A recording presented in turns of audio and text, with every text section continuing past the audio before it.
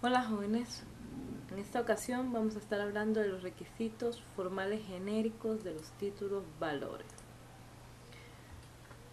Anteriormente hablamos de los principios rectores de los títulos valores y uno de ellos, tal vez de los más sencillos, era el principio de tipicidad o legalidad cambiaria. En acatamiento de este principio rector de tipicidad o legalidad cambiaria, en el Código de Comercio se establecen todos los fundamentos o prescripciones legales que se exigen en el momento de formación del acto o negocio jurídico cambiario para que éste tenga efectos y sea considerado un título valor. Así, si recordamos la disposición del 620 del Código de Comercio, tenemos que este nos dice: los documentos y los actos a que se refiere este título solo producirán los efectos en él previsto cuando contengan las menciones y llenen los requisitos que la ley señale, salvo que ella los presuma. ¿Esto qué significa? Bueno, muy sencillo. De conformidad con esta disposición y recordando el principio rector de tipicidad o legalidad cambiaria, sabemos que solo un documento que contenga los requisitos y menciones establecidos en la ley mercantil, establecidos específicamente en los artículos 621 y otros, tendrán efectos de título de valor, es decir, solo a estos documentos se les podrá aplicar la normativa cambiaria. Así, vemos, y es lo que he intentado decirles, que debemos determinar y respondernos a una pregunta: ¿cuáles son estos requisitos? Hay en la normativa mercantil requisitos que son comunes a todo título valor, mientras que otros requisitos son específicos para cada título valor en particular. De esta forma, y en este orden de ideas, hemos dicho entonces que un título valor solo se considerará como tal y será eficaz como tal si llena todos estos menciones y requisitos: los genéricos, que están en el artículo 621, como varias veces les he dicho, y los específicos, que no les puedo decir una norma particular porque es que cambian dependiendo del título o valor que nos estemos refiriendo. Por ejemplo, aquí vamos a tener, si nos estamos hablando de una letra de cambio, entonces para que sea considerada letra de cambio, deberá ser primero título o valor y rellenar todas las menciones y requisitos contenidas y dispuestas y establecidas en el artículo 621, y adicionalmente deberá cumplir con todos los requisitos y menciones que el artículo 671 del Código de Comercio dispone en particular para la letra de cambio.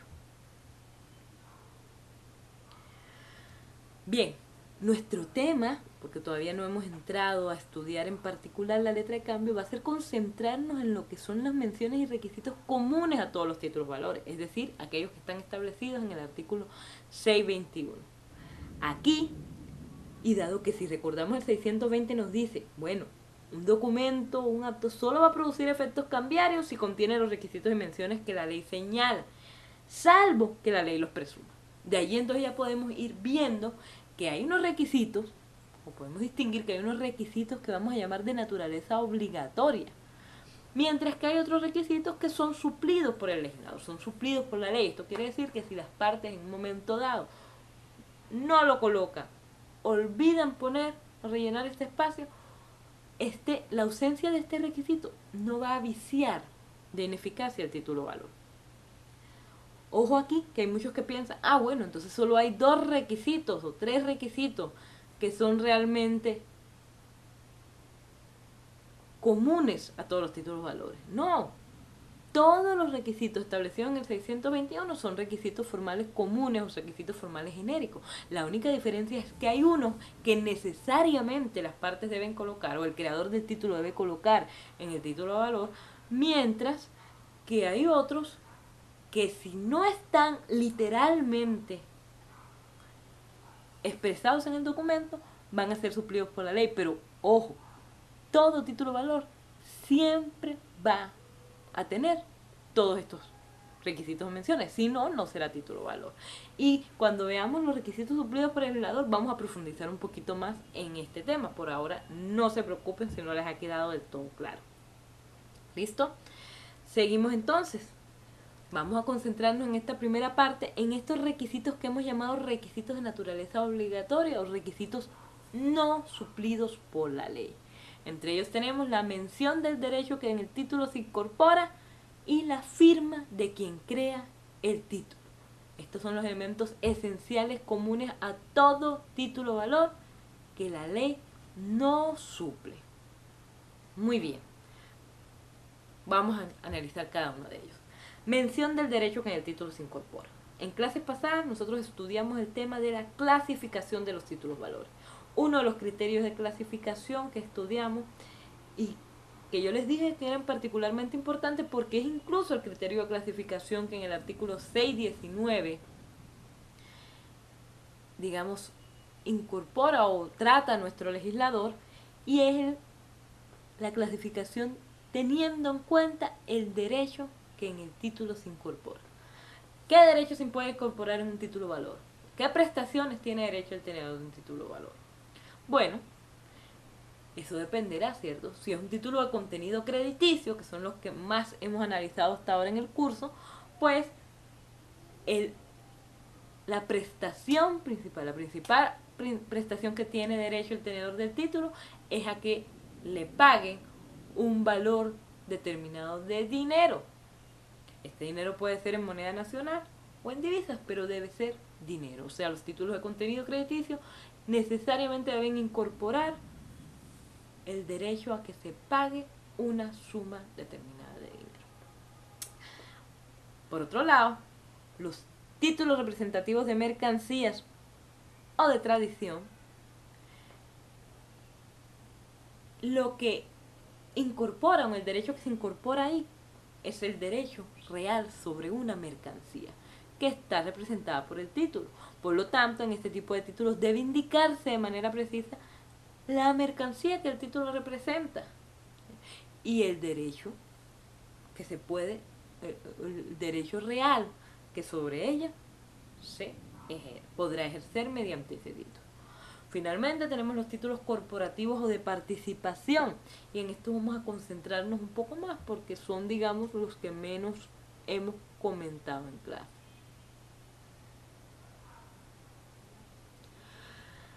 Estos títulos, por algunos denominados títulos personales, lo que confieren a su titular es un poder o facultad de ostentar una calidad especial. Es decir, le otorgan a un titular el poder o facultad de tener la calidad especial. Por ejemplo, si nos referimos a acciones en sociedades anónimas, pues la calidad especial que se le otorga a esta persona es la de accionista, ¿cierto? Es miembro de esta corporación en calidad de accionista. Y obviamente entonces vemos que los derechos que se confieren en estos títulos valores son más complejos, no es un solo tipo de derecho, sino que podemos clasificarlo en dos tipos de derechos. Derechos de tipo patrimonial o económico y derechos extrapatrimoniales, que algunos llaman derechos de índole político. Aquí tenemos una lista que les digamos, efectuado para ustedes, donde podemos ver algunos de los derechos económicos que confieren en particular las acciones, que son el título valor al que nos estamos refiriendo. En particular, se acredita que el titular de la acción participa en el capital de la sociedad. También se le otorga al accionista derecho a participar proporcionalmente a su inversión en las utilidades producidas por la compañía. De igual manera, si la sociedad o empresa es liquidada, el accionista va a tener derecho a que del remanente de la liquidación se le adjudique una alicuota en el patrimonio líquido de esta compañía y pues entre otras ya también tiene derecho a participar si hay suscripciones de acciones proporcionalmente al número que posee, al número de acciones que posee cuando es decretado el aumento de capital en esta empresa. O bueno, también tiene derecho, como se considera que es uno de sus derechos económicos, el poder negociar las acciones poseídas por él en la medida en que podrá disponer libremente de ellas, salvo que se haya dispuesto algún derecho de preferencia a favor de los accionistas, cosa que es excepcional, como bien deben saber de sus clases de sociedades. ¿Cierto? Bien, En cuanto a los derechos políticos, pues más que todo aquí lo que se le otorga a los socios o accionistas es la posibilidad de ser elegidos en los cargos que la sociedad requiera. También pueden participar en la elección de los administradores, las tomas de decisiones importantes para la sociedad, como serían, por ejemplo, un cambio de objeto, un aumento de capital, fusiones, disoluciones, también aprobar los estados financieros, todo lo que se refiere a la aprobación de cómo se va a hacer el reparto de las utilidades. Y finalmente, pues, lo que en todo caso nos referimos a estos derechos políticos es el derecho de los socios a participar con voz y voto en todas las decisiones relacionadas con la administración y existencia de la sociedad. Muy bien. El segundo requisito que vamos a estudiar en esta fecha es la firma de quien crea el título valor. Para ello, lo primero que hay que tener claro es quién es el creador del título valor. Ojo que creador no es lo mismo que obligado o deudor, ¿cierto? Creador del título es la persona que con su firma permite que el título exista, que el título sea eficaz y ostente la calidad de documento cambiario, instrumento cambiario de título valor.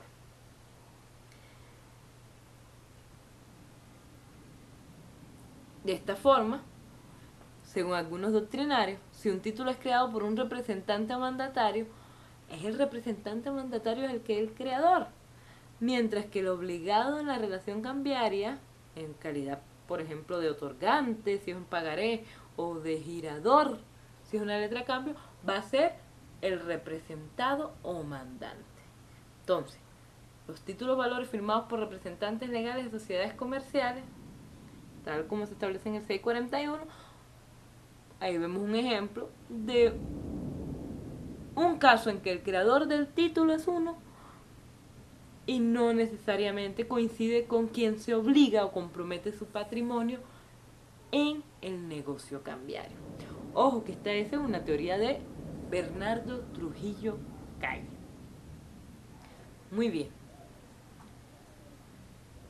De conformidad con el artículo 826, que les pido por favor que revisen todo lo que tiene que ver con el 826, entendemos por firma la expresión del nombre del suscriptor o de alguno de los elementos que le integren o de un signo o símbolo empleado como medio de identificación personal. Creo que es bastante sencillo, no hay necesidad de, digamos, hacer más complicado nuestro objeto de estudio por hoy. Solo quiero mencionarles que en el 826 no se están refiriendo exclusivamente a la firma de títulos valores, se están refiriendo a lo que es una firma entendido desde el punto de vista de todos los negocios jurídicos mercantiles, ¿cierto? Entonces, la firma en títulos valores adquiere una particular importancia porque sabemos que la firma con la entrega con intención de hacer negociable el título valor es lo que genera o lo que da nacimiento a la obligación cambiaria. De allí porque es importante determinar desde cuándo se considera que existe la firma, porque si la firma no existe, no existe la obligación cambiaria, ¿cierto? Habiendo dicho esto, solo me queda por recordarles que les envié un documento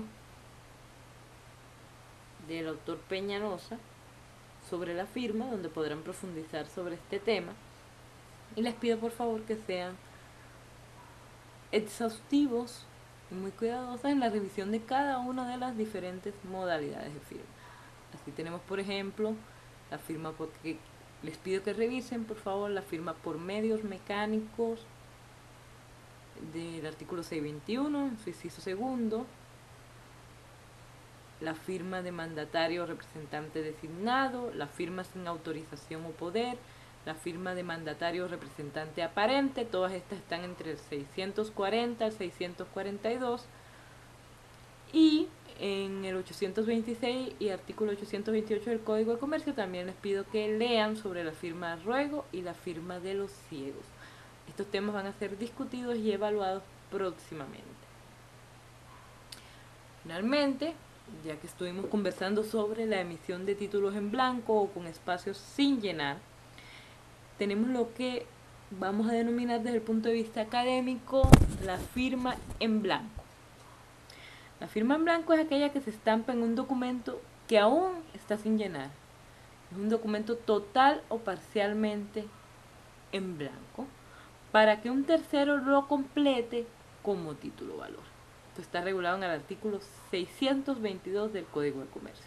¿Cuáles son los elementos de esta firma en blanco? Pues la intención del firmante de convertir el papel o documento en título valor en el momento de entregarlo. Y que haya acatamiento por parte de quien recibe el documento de las instrucciones del suscriptor en el momento de llenarlo. Pues, ¿cuáles serán las consecuencias de un llenado abusivo de un documento firmado en blanco?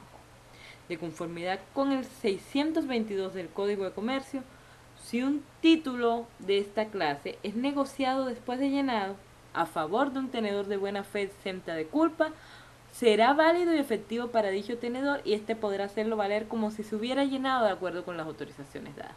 Es decir, en estos casos no le queda la oportunidad al suscriptor, al firmante en blanco, de probar el llenado abusivo. En cambio, si el título no ha circulado después de llenado, si es llenado por aquel que pretende ejercer el derecho en aquel incorporado, entonces aplicará el segundo inciso del artículo 622, que dispone que para que un título de este tipo, una vez completado, pueda hacerse valer contra cualquiera de los que en él han intervenido antes de completarse, debe ser llenado estrictamente de acuerdo con la autorización dada para ello. Lo importante aquí es entender que hay una presunción de que el título sea llenado de conformidad con las instrucciones. Por tanto, corresponde al suscriptor, aquel que ha sido ejecutado o inquirido para cumplir con la obligación cambiaria, demostrar que el título ha sido llenado abusivamente, es decir, que no se han cumplido sus instrucciones. Y recuerden, jóvenes, esto solo es posible si el título no ha circulado. Si este título luego de llenado está en manos ya, circuló y está en manos ya de un tenedor de buena fe, exenta de culpa, ya no podrá demostrar y no podrá desvincularse de la obligación cambiaria, aun cuando el título fue llenado abusivamente.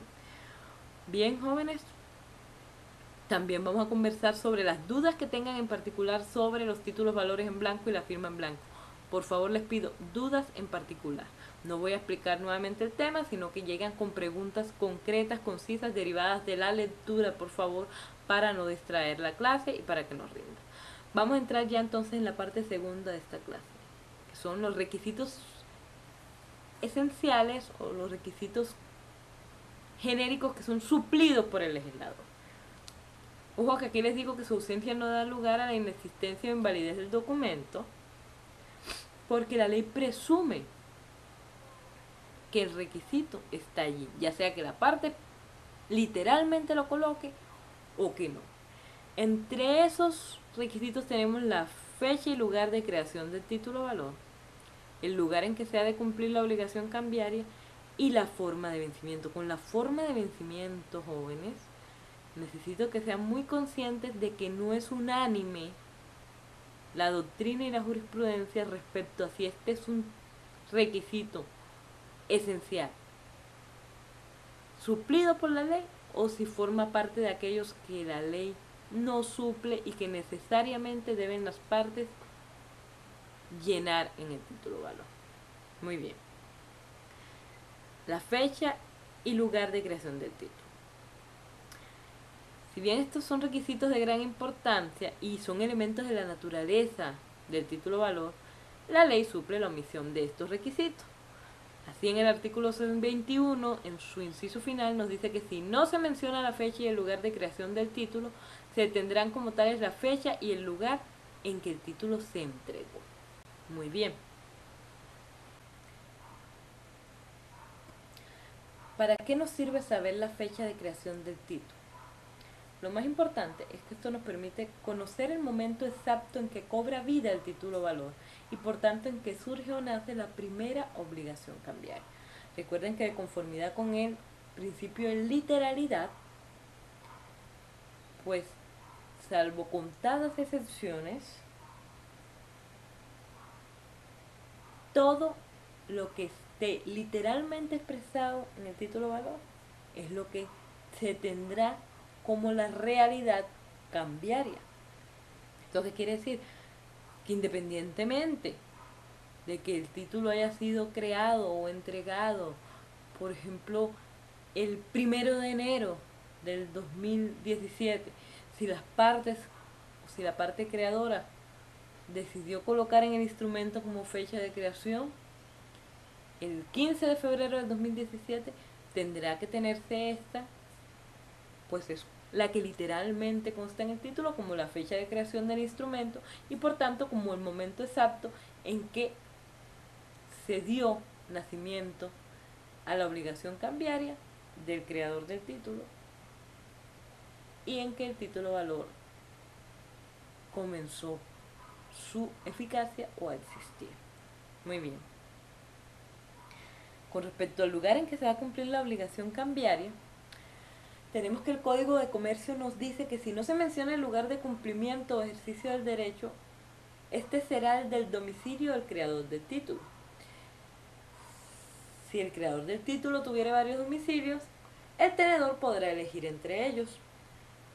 Y también tendrá derecho de elección si en el título se señalan varios lugares de cumplimiento o de ejercicio. Sin embargo, cuando el título es representativo de mercaderías, también podrá ejercerse la acción derivada del mismo en el lugar en el que éstas deben ser entregadas. Eso es lo que nos dice el artículo 621 del Código de Comercio. No obstante, es importante que este lugar de cumplimiento terminado en el título de valor únicamente opera en aquellos casos en que se satisfaga la obligación de manera voluntaria.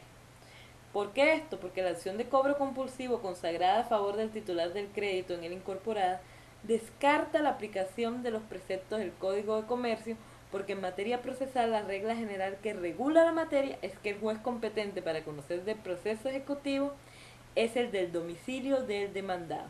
Y esto ha sido así expresado por la Corte Suprema de Justicia en reiteradas sentencias. Es decir, que si ya se va a exigir judicialmente el cumplimiento o la ejecución de este título de valor, no se aplicará las normas del 621, sino que lo que se aplica es el Código General del Proceso y lo que él dispone en materia de competencia.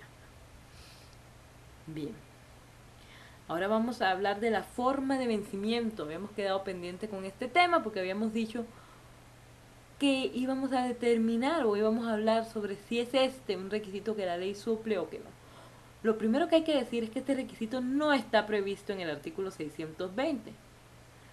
No obstante, la doctrina considera que el vencimiento es esencial en la mayoría de los títulos valores, pues va a determinar el momento a partir del cual se hace exigible el derecho incorporado en los mismos. Sabiendo eso, debemos decir que excepcionalmente el requisito de la forma de vencimiento no es importante. Así será, por ejemplo, en el cheque, porque el artículo 717 del Código de Comercio nos dice que el cheque siempre es pagadero a la vista. De la misma forma, la Ley 1231 del 2008, en su artículo 3º, en el primer numeral, que se refiere a la factura, nos dice que si en la factura no se hace mención expresa de la fecha de vencimiento, se entenderá que debe ser pagada dentro de los 30 días calendarios siguientes a su emisión. Vemos pues que en estos dos títulos valores no es importante el requisito de la forma de vencimiento. En los otros títulos valores debemos analizar qué ha dicho la jurisprudencia. Es decir, ¿es un requisito esencial suplido por la ley o no? Allí encontramos que no hay un criterio pacífico en la jurisprudencia. Tampoco hay unanimidad en la doctrina. Hay un vacío existente en la legislación sobre la letra de cambio girada sin fecha de vencimiento. Y como sabemos muy bien, las normas sobre la letra de cambio son las que se aplican a los demás títulos valores, salvo que tengan norma especial o norma en concreto que regule el tema. Y tampoco lo hay, como ya vimos, para la mayoría de los títulos valores, excepto lo que ya vimos sobre el cheque y la factura. Por tanto, si tenemos interpretaciones contrarias que van a estar plasmadas en multiplicidad de decisiones judiciales, en las cuales, primero, o se declara que un título valor es formalmente adecuado, cuando le falta la forma de vencimiento, y consideran que debe entenderse que el instrumento ha sido creado a la vista y que es por ende un título eficaz y que el mismo sí contiene todas las menciones y requisitos requeridos por la ley. Otra línea de interpretación jurisprudencial sobre esta materia son aquellas decisiones en las cuales se afirma cuando no hay convenio sobre el llenado de un título en blanco sobre la forma de vencimiento y con fundamento en el criterio de reconocidos doctrinantes, debe declararse el título como ineficaz por ausencia de un requisito formal que la ley no suple. Este es, obviamente, la forma de vencimiento. Esto implica que el citado instrumento debe tenerse como inexigible y por lo tanto no es apto para ser cobrado por la vía del proceso ejecutivo. Obviamente, teniendo estas dos líneas, sabemos que las altas cortes, en particular la Corte Suprema de Justicia, normalmente va a conocer del tema como juez constitucional, juez de tutela, no como juez de causa, juez ordinario. Y allí, obviamente, no le corresponde inclinarse hacia ninguno de los dos criterios. ¿Por qué?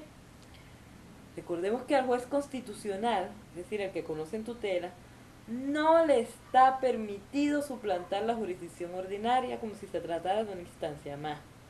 Es por esto, y dado que ambas formas de interpretar y solucionar este tema son producto de posiciones razonables y lógicas, y que están ampliamente respaldadas en doctrina y en jurisprudencia, y dado que hay un vacío legislativo relativo a una clara y concreta solución de este asunto, a falta de un criterio unánime, deben respetarse los criterios diferentes e inclusive radicalmente opuestos que se presentan en virtud de la autonomía e independencia que son inherentes a la función de administrar justicia.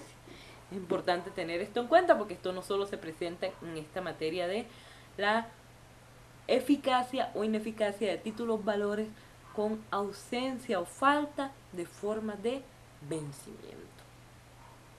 Bien, ¿cuáles son entonces las formas de vencimiento que se pueden imponer, que se pueden estipular en un título valor? Pues el 673 del Código de Comercio, con respecto a la letra de cambio, nos dice que los títulos valores se pueden crear a la vista, y aquí tenemos ejemplos de expresiones que nos dicen con títulos a la vista: sírvase pagar a la vista, sírvase pagar a su presentación, pagadera a su presentación, entre otras. Obviamente estos son los títulos que vencen cuando se presentan al obligado directo del título. Hay títulos valores creados a día cierto determinado, probablemente estos sean los más comunes, que es aquellos que tienen una fecha precisa, como aquí, este que tenemos, 8 de agosto del 2014. Otros, que realmente más que todo son analizados, aunque están en el 673 del Código de Comercio, pero en la práctica no nos vamos a encontrar muchos títulos con una forma de vencimiento a día cierto e indeterminado. Yo creo que una excentricidad jurídica. Sin embargo, pues desde el punto de vista académico, aquí tenemos un ejemplo: serán aquellos creados con una forma de vencimiento, por ejemplo, como el día de mi muerte. Finalmente, tenemos otra forma de vencimiento, por ejemplo, vencimientos ciertos y sucesivos, que es cuando en el instrumento se establecen una serie de cuotas o instalamentos, ¿cierto? No hay una sola fecha determinada o fija, sino que hay varias fechas en los cuales vencen las respectivas cuotas. Otro que es a día cierto después de la fecha, cuando se ponen expresiones como páguese a 6 meses de la fecha o 90 días fecha, y tengas en cuenta que cuando hablamos de la fecha estamos hablando de la fecha de la creación. Esta es la fecha del instrumento. O sea, cuando hablemos de su fecha, siempre estaremos refiriéndonos a la fecha de creación, no a la fecha de vencimiento. Ese es su vencimiento. Finalmente, a día cierto después de la vista son aquellos títulos en que se establecen, por ejemplo, páguese a 10 días después de la vista, páguese a 15 días después de su presentación. Estos títulos entonces deben ser presentados al obligado directo y a partir de ahí comienza a correr el término para su vencimiento. Bien, creo que con esto hemos agotado el tema de las formas de vencimiento por ahora, pues no hay más formas de vencimiento que las previstas en el artículo 673 del Código de Comercio. En este orden de ideas, si José Lucho gira una letra para ser pagada, por ejemplo, cuando Nicolás Maduro le dé un beso a Álvaro Uribe, o si la gira con una expresión como con fecha abierta, estos títulos serán ineficaces por tener formas de vencimiento no contempladas y no permitidas por la legislación comercial. Con estos jóvenes, damos por terminada la lección de hoy sobre los requisitos formales genéricos de los títulos valores. Espero que les haya quedado suficientemente claro y recuerden la tarea, ¿cierto? De leer sobre la firma. Chao.